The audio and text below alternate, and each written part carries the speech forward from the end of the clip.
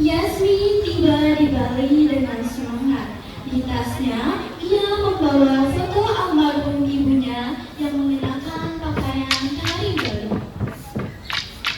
Akhirnya, aku sudah sampai Bali. Semoga aku bisa menjadi penarik sahabat dirimu. Yasmin menarik kopernya memasuki sebuah perkampungan yang asing. Ia hanya mengandalkan Gmaps di ponselnya menuju sebuah penginapan tradisional yang dekat jaraknya dengan sanggar tari. Yasmin pun kebingungan karena Gmaps di ponselnya tidak berfungsi dengan baik. Ia pun memutuskan untuk bertanya pada orang-orang di sekitarnya. Permisi Bu, nama saya Yasmin. Sebelumnya saya ingin bertanya Bu, penginapan Dewata Ayu itu di mana? Aku mau ke Dewata Ayu, nah. Iya Bu, mau kamu salah nak. Seharusnya kau ke arah barat lalu itu wayan tuh.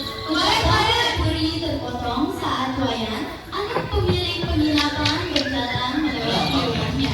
Ia baru saja pulang dari pasar membeli kebutuhan ibunya. Oh, ini ada yang mencari yang Bu. Kau mau pulang kan? Saja deh sekalian. Baik, saya datang. Wayan pun berjalan bersama Yasmin menuju penginapan ibunya yang juga merupakan tempat tinggalnya. Jadi, orang Vietnam ada yang bilang salah. Iya, aku di sini mau belajar tari. Dari rumah dari tadi, rumah Vietnam, kalian berapa tahu? Oh tidak, aku sih pakai yang Gmaps.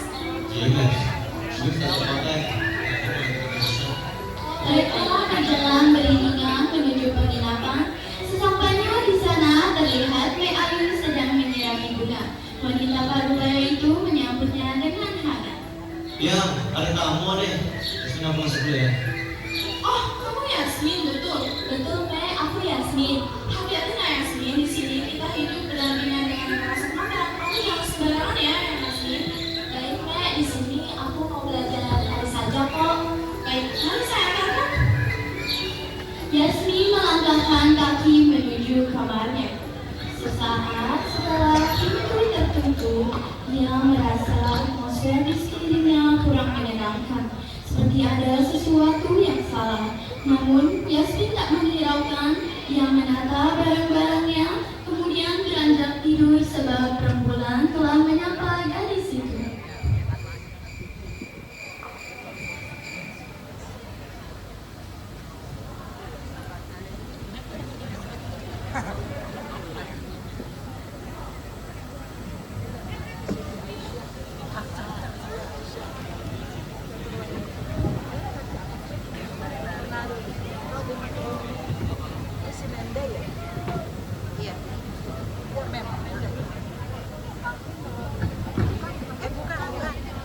Hari berganti siang, rembulan berpamitan dan matahari menggantikan sinarnya. Yasmin memulai dari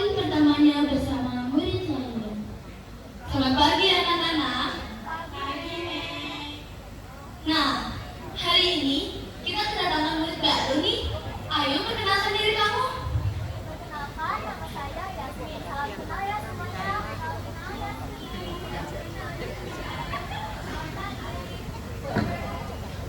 Semoga kalian bisa berteman dengan baik ya. Nah, materi yang pertama, kita coba dengan benda ya, belajar benda. Ayo.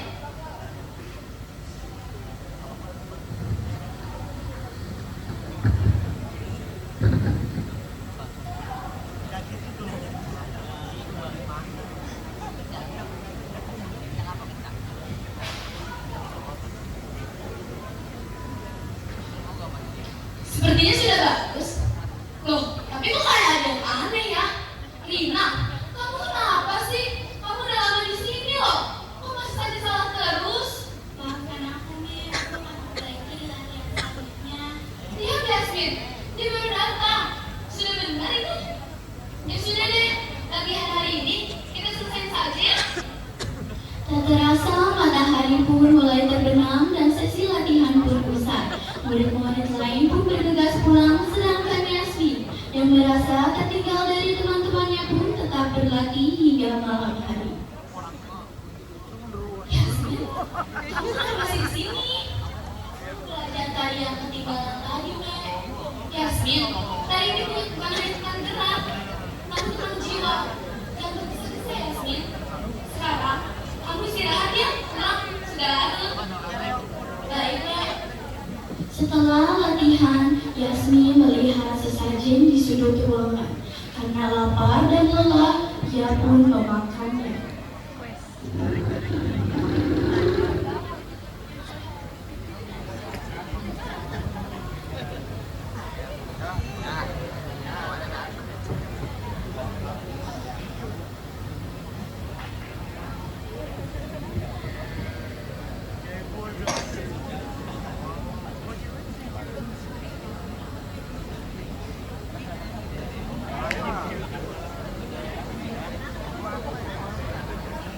Yasmin pun kembali ke kamarnya untuk tidur.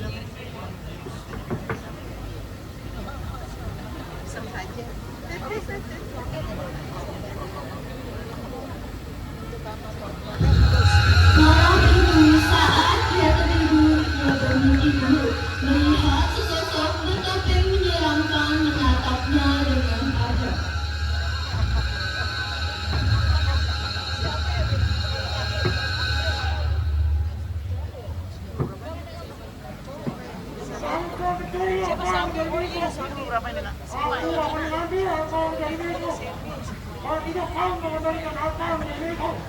Yasmin terbangun dengan keringat dingin, namun Yasmin kembali ke posisi tidurnya dengan perasaan yang penuh takut, namun memilih untuk tidak memikirkannya dan lanjut tertidur.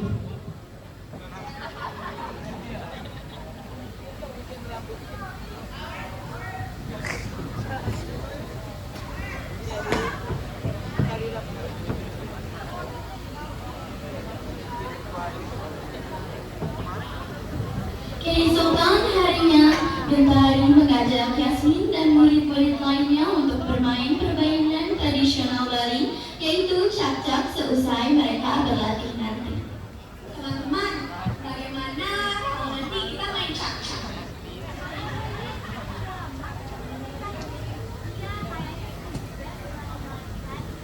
Yasmin, tahu nggak apa itu cak-cak? Emangnya cak-cak itu permainan apa sih teman-teman?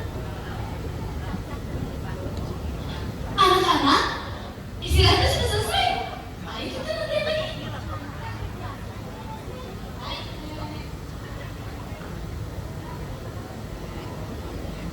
Nah, latihan hari ini, coba kalian ulang materi yang kemarin. Coba ayo, dari mana ayo? Sejauh ini sudah bagus sih.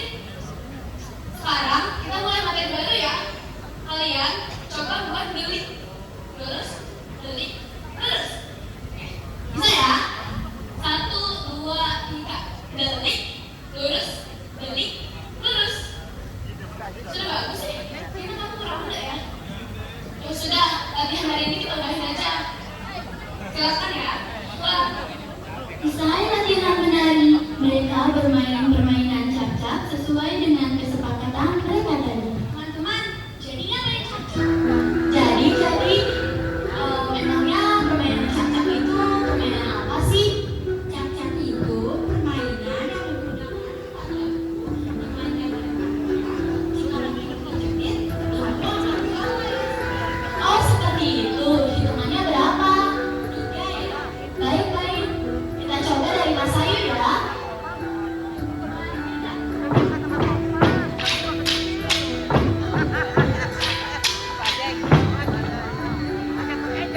Ya, Mas Ayu kalah. Sekarang gantian Rina. Setelah Mas Ayu, kini giliran Rina yang akan melompati batang-batang bambu itu. Yasmin memegang erat bambu dan mulai menggerakkannya. Permainan terasa menyenangkan sampai ketika Yasmin melihat sosok merah di balik sebuah mobil pickup yang lewat. Yasmin terkejut, ia kehilangan fokusnya dan berhenti menggerakkan bambu yang menyebabkan Rina yang terjatuh. Aku tadi melihat ada bayangan di mobil pickup itu. Yasmin kembali melayangkan tatapannya pada mobil tadi. Tidak ada apa-apa di sana. Yasmin terdiam dulu, namun ia segera bangkit dan membantu Rina yang kesakitan.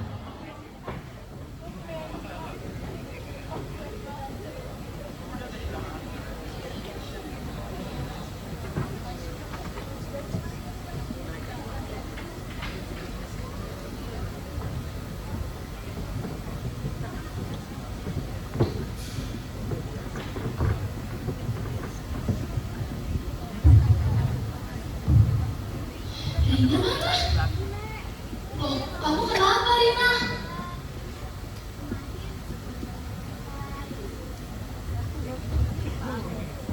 Ketika aku bermain capcak, Yasmin tidak sengaja. Oh, ada apa itu? Murid lain mulai merasa terganggu. Suasana menjadi tegang setiap kali Yasmin hadir di sana. Yasmin, kenapa saya aku merasa Saga jadi aneh gara-gara ada kamu? Lihat, sebelumnya Saga kita nggak pernah kayak gini. Kamu malah siang deh. Aku nggak ngelakuin apa-apa. Cuma makin parah Yasmin. Apa yang bakal kamu buat? Jujur aja. Kita selesaiin kulit kepala dulu saja ya. Awalnya kita urus saja. Kondisinya semakin buruk. Kalian pulang saja. Dalam lubuk hatinya, Mencahya mulai menaruh rasa curiga dan mengawasi Yasmin. Sementara itu, Yasmin merasa diikuti bayangan gelap di setiap sudut sangkar.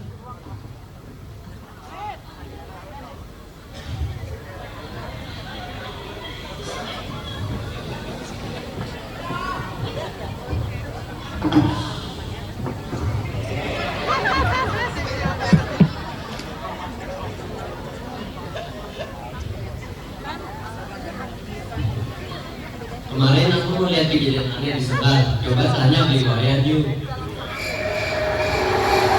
Usai berlatih tari, Yasmin melangkahkan kakinya keluar dari sanggar.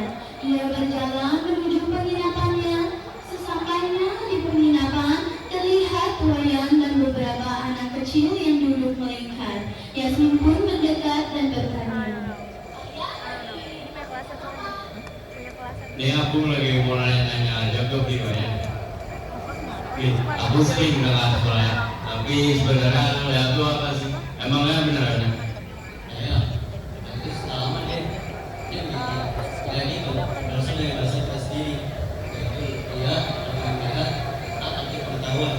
Jadi intinya kayak itu orang yang dari baik berkeringat dan mungkin hal yang kelihatan. Oh, berarti kayak rumput itu ya, Bli? Saya yang dulu tuh biasanya kayak itu biasanya digunakan pada malam hari. Ada yang pernah baik seperti menimbulkan orang, dan ada juga yang buruk seperti menyakiti orang. Makanya saya sholat sehingga Islam. Lalu rupa leak tuh kayak gimana sih, Bli? Apa sama dengan yang ada di tali kecap? Iya sama. Makanya lebar mengelak dan taringnya panjang dan tajam. Mendengar penjelasan wayang, Yasmin teringat akan sosok yang selalu ia lihat belakangan ini. Sosok itu mirip dengan yang dideskripsikan oleh wayang. Anak-anak yang lain pun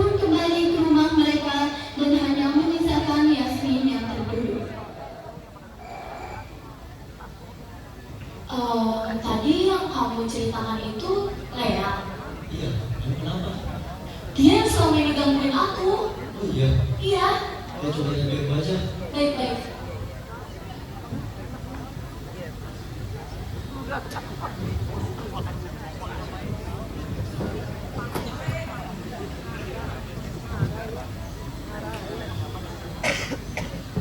Yasmin mencari Ayu untuk meminta saran karena ia merasa keanehan yang terus terjadi.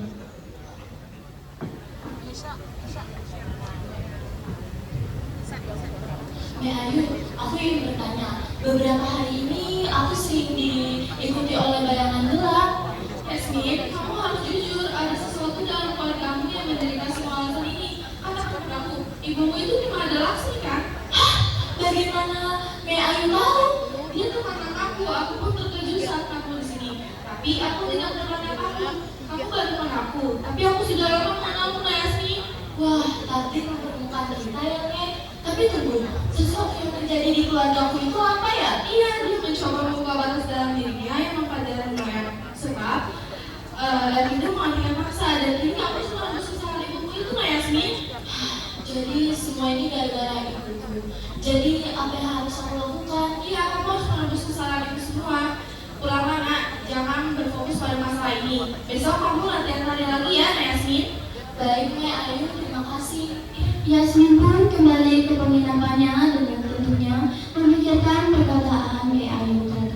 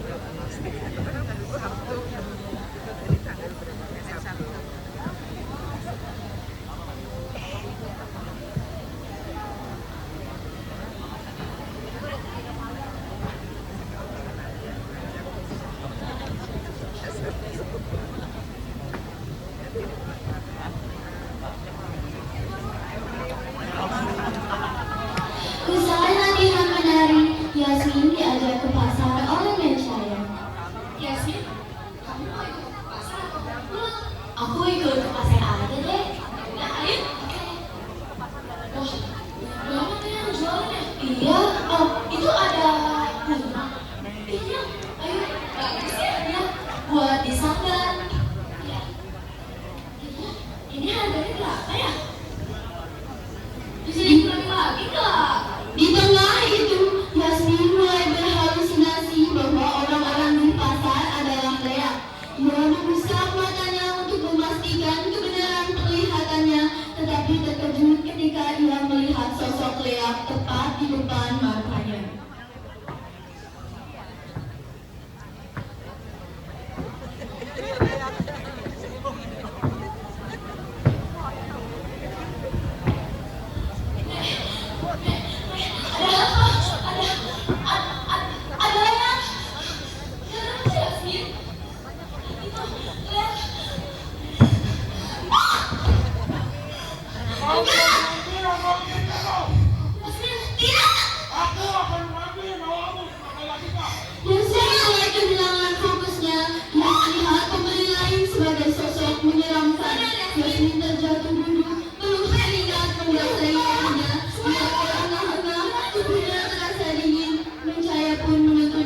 Menjauh dari keramaian pasar.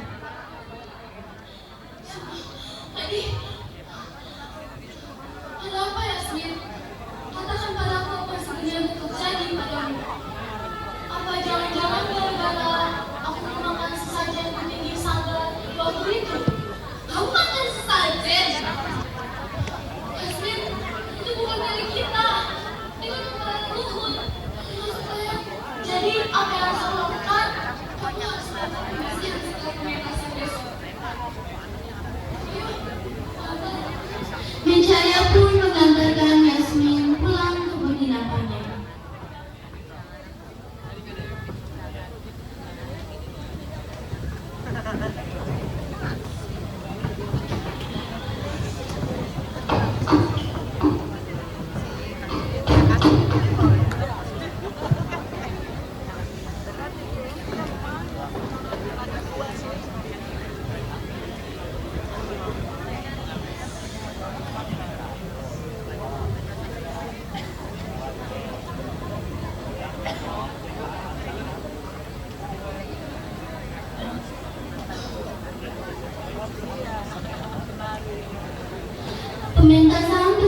pun dimulai dengan para penari yang membuka dengan tarian menjerengan.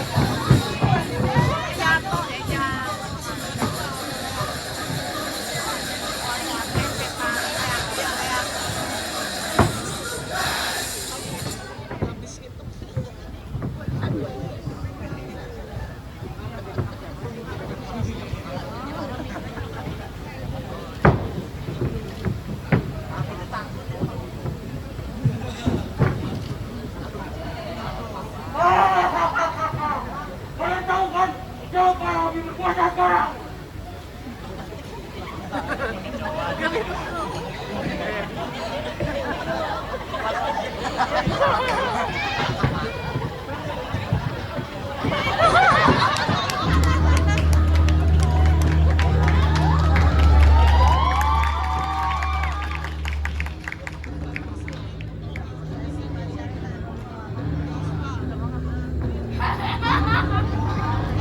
Lea pun memanfaatkan tubuh Yasmin.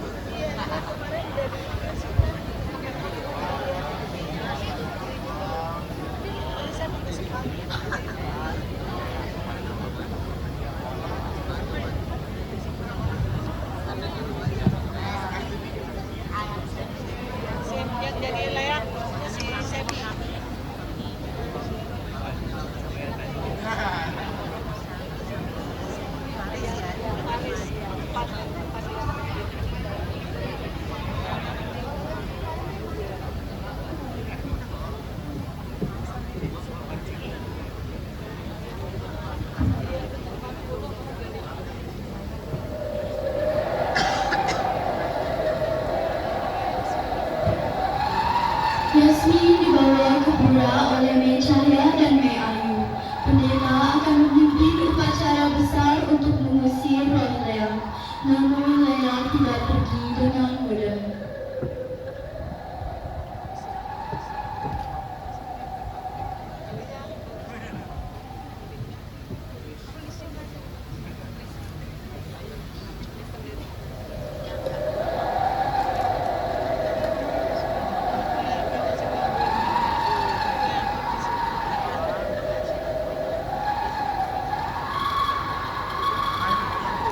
Kalian semua telah mengambil apa yang dari itu. Aku akan menghancurkan kalian semua. Saya menyatakan tugas yang mampu mengampuni Yasmin.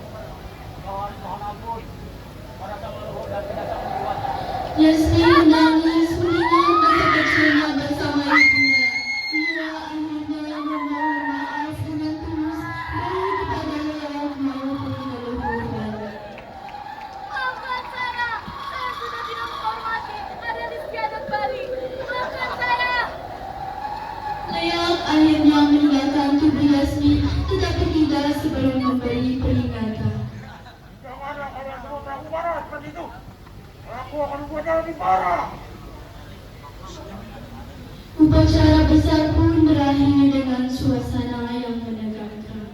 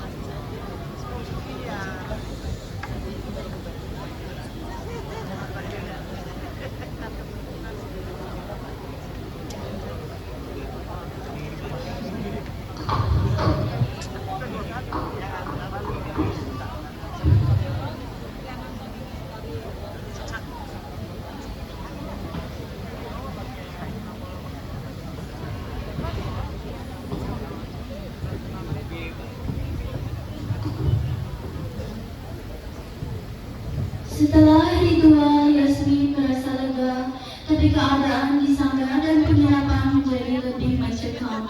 Banyak murid-murid lain yang mengeluh mengenai barang-barang yang sering bergerak sendiri, suara tangisan yang terdengar setiap malam, dan beberapa murid lain mulai sakit tanpa sebab.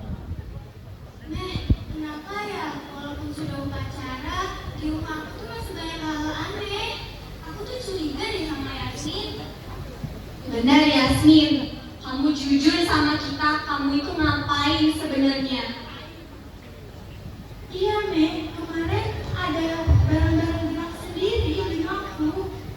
Serius? Iya.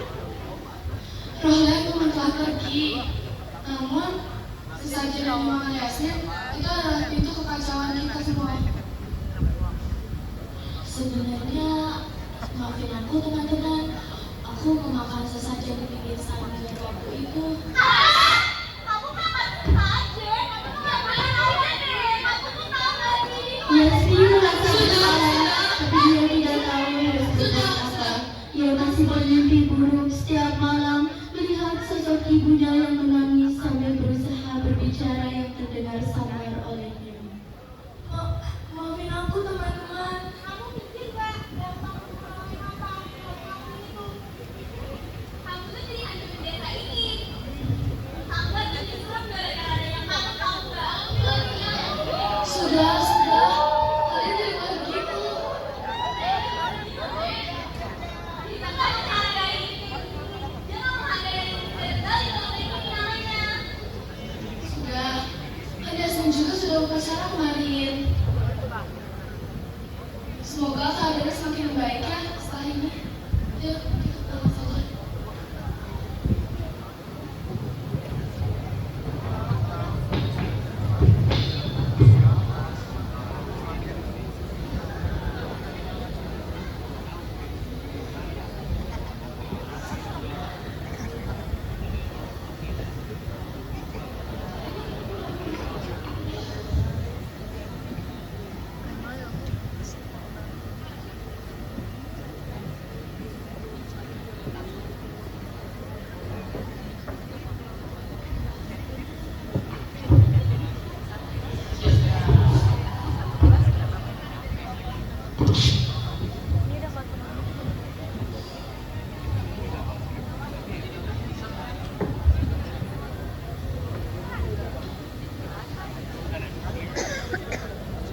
Saat berdoa di pura, Yasmin dihampiri oleh seorang pria tua misterius yang mengaku sebagai penjaga roh leluhur. Yasmin, bangun nak. Kamu siapa? Saya adalah penjaga roh leluhur di tanah ini. Apa yang kamu lakukan? Kamu telah mengecewakan warisan suci ibumu. Ibumu telah menanggung kutukan ini sejak lama. Kini tanggung jawab ada di pundakmu. Lalu apa yang harus saya lakukan? Semua sudah saya lakukan. Kamu hanya mengusir Rea, tapi luka yang kau buat telah membuka pintu bagi roh-roh lain yang lebih kuat. Hanya pengorbanan besar yang bisa menutupinya.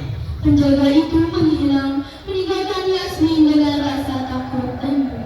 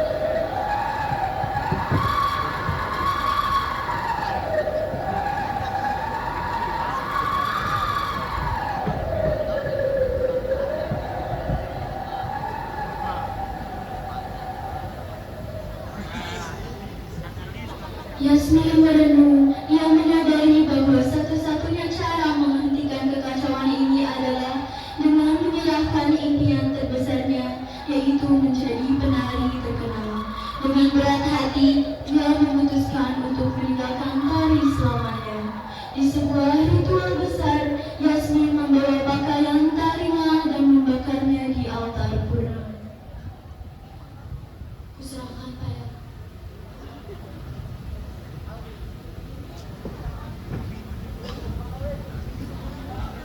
dibakar beneran. Ibu ini bawa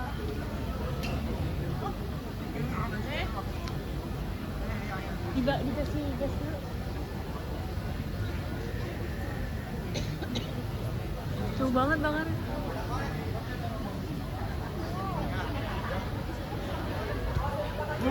Aku membakar pakaian itu dan angin kencang berhenti. Aurora mulai mengulang satu persatu sampai kembali tenang. Tapi Yasmin merasa sebagian dirinya pun menghilang. Ritual upacara pun berakhir dengan Yasmin yang berhati berat.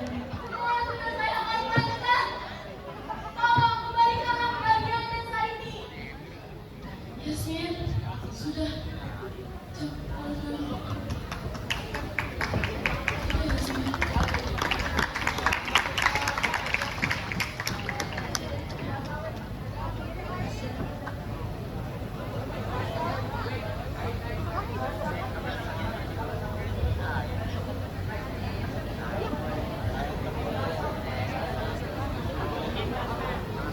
Embernya mulai.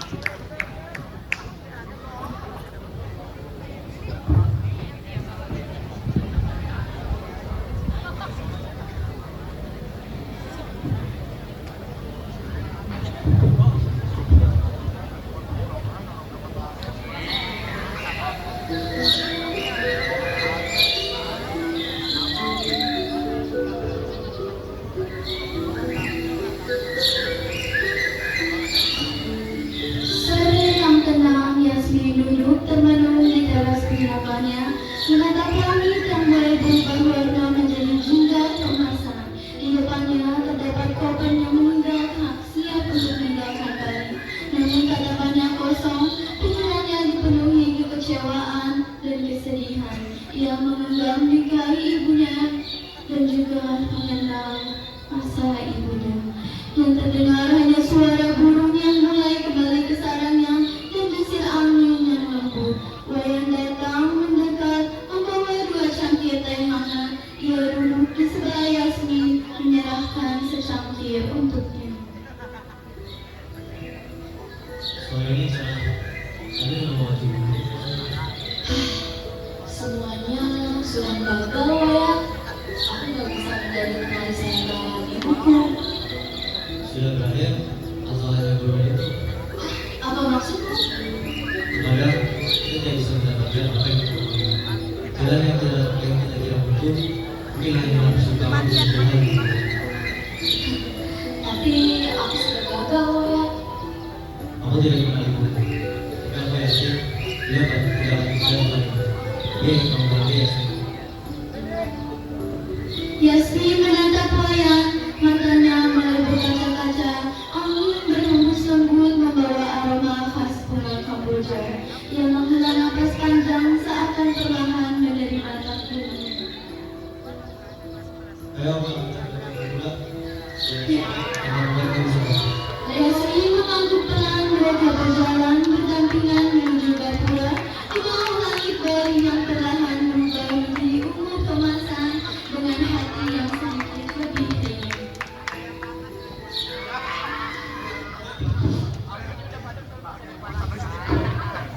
Pesan moral yang dapat kita ambil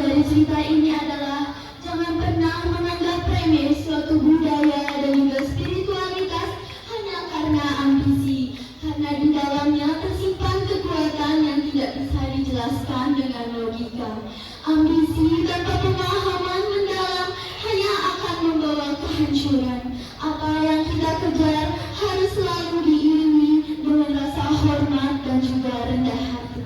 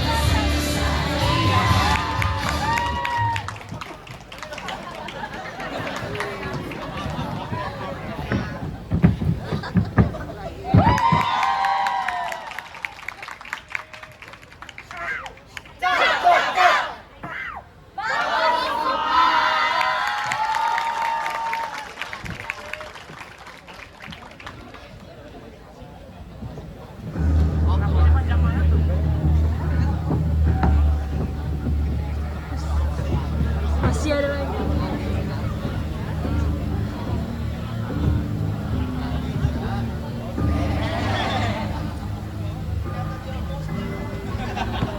Siapa kita?